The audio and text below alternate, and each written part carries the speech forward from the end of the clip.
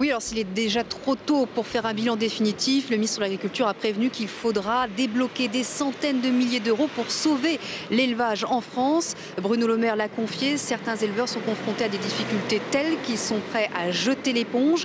Il y a principalement deux grosses difficultés. Déjà, les éleveurs ont du mal à trouver de la nourriture pour nourrir leurs animaux.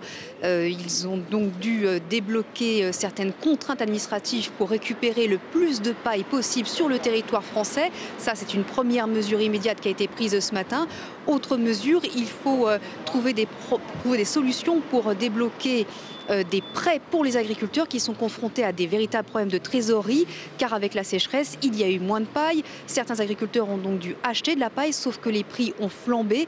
Certains agriculteurs se sont vus proposer des tonnes de paille, non plus à 25 euros, mais à 40 euros, voire 60 euros la tonne. C'est inacceptable pour le ministre qui a pu négocier un prix garanti dans 40 départements pour la tonne de paille, qui sera limitée donc à 25 euros la tonne.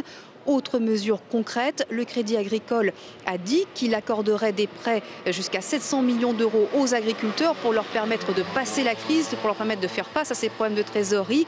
Et enfin, autre mesure concrète également, les subventions européennes seront débloquées plus tôt, dès octobre. Ceci pour faire face à ces problèmes de trésorerie, car Bruno Le Maire voudrait absolument sauver l'élevage en France qui est aujourd'hui menacé du fait de cette sécheresse.